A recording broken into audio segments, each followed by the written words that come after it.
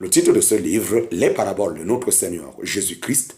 Nous sommes présentement à la 28e partie de ce livre. Il est écrit par le bien-aimé frère Christian Brun. Chapitre 4, suite. Chapitre 4, suite.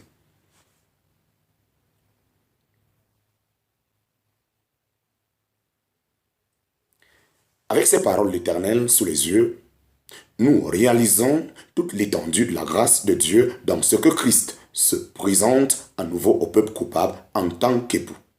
Jésus, le vrai Emmanuel, Dieu avec nous, était venu pour sauver son peuple de leurs péchés, en parenthèse, Matthieu chapitre 1, versets 21 à 23, et pour renouer ainsi une relation d'époux-épouse avec lui. Certainement, la repentance et la confession des péchés étaient nécessaires, en parenthèse, Matthieu chapitre 3, versets 2, 5 et 6. Qui en douterait après tout ce qui s'était passé? Mais maintenant, lui était là, leur époux. La source de toute vraie joie était au milieu d'eux, manifestant la merveilleuse grâce de Dieu. Comment donc ses disciples, liés à lui en tant que fils de la chambre nuptiale, pouvaient-ils mener deuil et gêner? Celui qui voulait donner l'huile de joie au lieu du deuil était là, en parenthèse, Isaïe chapitre 61, verset 3. Le cantique de louange de Marie, en parenthèse, Luc chapitre 1, verset 46 à 55, ne convenait-il pas beaucoup mieux que les lamentations de Jérémie? Déjà à la naissance du Sauveur, les armées célestes avaient éclaté en louange envers Dieu et les bergers aussi avaient glorifié Dieu et l'avaient loué pour toutes les choses qu'ils avaient entendues et vues. En parenthèse, Luc chapitre 2, verset 13 à 20.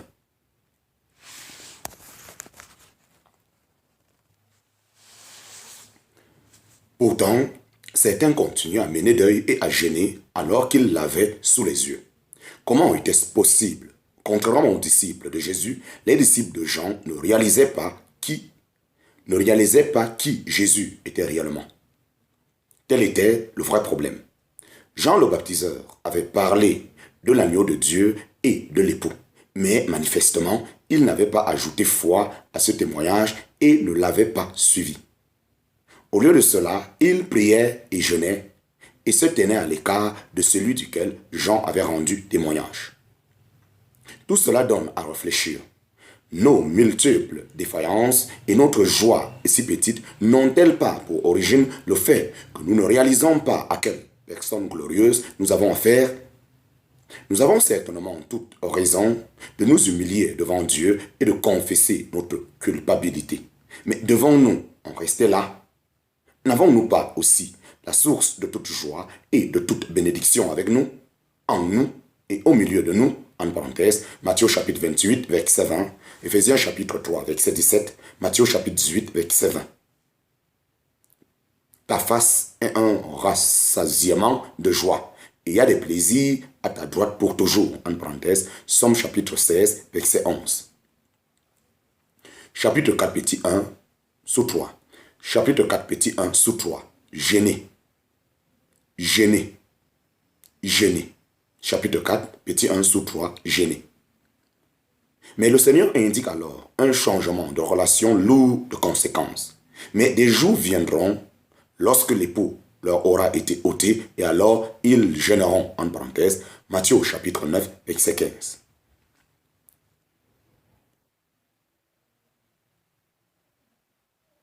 Des ombres épaisses allaient encore recouvrir le peuple d'Israël et ses espérances avant que le soleil se lève à nouveau dans le règne millénaire. L'époux leur sera ôté. Le Seigneur Jésus, sachant toutes les choses qui devaient lui arriver, parle ici prophétiquement de son rejet et de sa mort. Le Messie sera retranché et n'aurait rien. En parenthèse, Daniel chapitre 9, verset 26. Quand il serait dans le tombeau, alors ses disciples aussi jeûneraient. Le Seigneur leur annonce ailleurs, à l'avance, en vérité, je vous dis que vous pleurerez et vous lamenterez et le monde se réjouira. Et vous serez dans la tristesse, mais votre tristesse sera changée en joie. En parenthèse, Jean chapitre 16, verset 20. Nous voyons cette tristesse chez les deux disciples en chemin vers Emmaüs. Le Seigneur ressuscité se joignit à eux car il savait qu'ils étaient tristes. En parenthèse, Luc chapitre 24, verset 17. Par la révélation de lui-même, il a vite refait brûler leur cœur découragé. Ainsi donc, le deuil des disciples du Seigneur n'a duré que peu de temps. Ce qu'il leur avait prédit est devenu réalité. Et vous donc, vous avez maintenant la tristesse, mais je vous reverrai et votre cœur se réjouira et personne ne vous ôte votre joie. En parenthèse, Jean chapitre 16, verset 22. Comment aurait-il pu continuer à mener deuil et à être craintif en ayant sous les yeux le Seigneur ressuscité? Et même quand il fut séparé d'eux et fut élevé dans le ciel, ils s'en retournèrent à Jérusalem avec une grande joie. Et ils étaient continuellement dans le temple, louant et bénissant Dieu. En parenthèse, Luc chapitre 24, versets 50 à 53. Fondamentalement, cette joie peut aussi nous caractériser dans le temps présent de la grâce, en parenthèse, Philippiens chapitre 4, verset 4. Cependant, elle n'exclut pas le jeûne dans les occasions particulières, mais cela ne nous est pas imposé comme une règle ou une exigence. Le Seigneur n'a jamais condamné la pratique du jeûne, en parenthèse, Matthieu chapitre 6, verset 16 à 18, Marc chapitre 9, verset 29, voit également Actes chapitre 13, verset 3, Actes chapitre 14, verset 23, 2 Corinthiens chapitre 6, verset 5, 2 Corinthiens chapitre 11, verset 27. Il est remarquable de voir combien souvent le jeûne est mentionné en rapport avec la prière. Dans notre parabole, le Seigneur l'assimile au deuil. Le jeûne, quand il est authentique, accompagne la tristesse du cœur. Quand le cœur est courbé, le jeûne est une expression convenable de ses sentiments. Si quelqu'un est dans une angoisse profonde, s'intéresse-t-il à manger et à boire? L'esprit est occupé de manière si intensive des choses et des détresses spirituelles que les besoins du corps passent complètement à l'arrière-plan pour un temps. Connaissons-nous encore aujourd'hui cet esprit de renoncement à soi-même qui caractérisait le Nazaréen de l'Ancien Testament? En tout cas, rien dans les Saintes Écritures ne justifie le fait de parler négativement du jeûne ou d'en rejeter entièrement la pratique. Alléluia, Amen. Ainsi, dans cette parabole de la présence de l'époux, le Seigneur indique un changement proche et solennel de dispensation. La présence du Messie n'était que transitoire. L'appel de Lévi et son festin avec les publicains et les pécheurs étaient des signes clairs qu'Israël comme tel était déjà mis de côté. Le fait que l'époux qui séjournait alors parmi eux allait leur être ôté était un signe clair de la catastrophe toute proche, non pas une catastrophe qui allait fondre sur lui comme on aurait pu le penser, mais sur eux.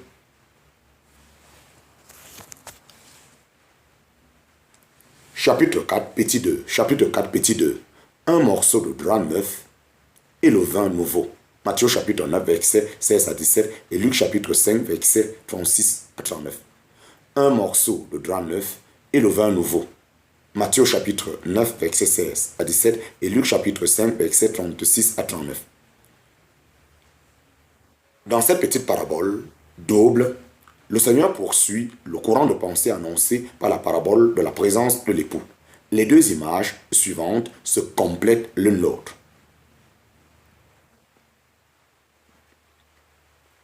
Et personne ne met un morceau de drap neuf à un vieil habit, car la pièce emporte, en parenthèse, une partie de l'habit et la déchirure en devient plus mauvaise. On ne met pas non plus du vin nouveau dans de vieilles outres. Autrement, les outres se rompent et le vin se répand. Et les outres sont perdues. Mais on met le vin nouveau dans des outres neuves et tous les deux se conservent. En parenthèse, Matthieu chapitre 9, versets 16 à 17. Les images en tant que telles sont claires. Lorsqu'on prend un morceau d'un tissu qui n'a pas été porté et lavé et donc non rétréci, et qu'on le coud solidement au tissu vieux et rétréci d'un habit pour réparer une déchirure, il en résulte une déchirure encore plus grande du tissu vieux. Le morceau du tissu neuf, rajouté, en parenthèse littéralement, morceau de remplissage, rétrécira tôt ou tard, devenant plus petit. Le vieux tissu ne pourra pas supporter alors la tension en résultant. Une nouvelle déchirure naîtra à la couture.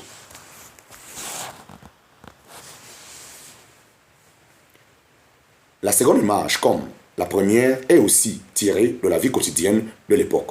Dans l'Antiquité, pour conserver et transporter les liquides, on utilisait des peaux d'animaux cousus ensemble qu'on appelle des outres. Pour éviter autant que possible des changements de goût, on tannait soigneusement les peaux.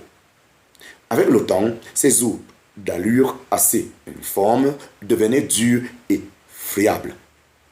Si on mettait alors dans de vieilles peaux du vin nouveau, dont la fermentation n'était pas encore totalement achevée, les gaz naissants durant la fermentation mettaient sous pression les outres devenues friables et les faisaient éclater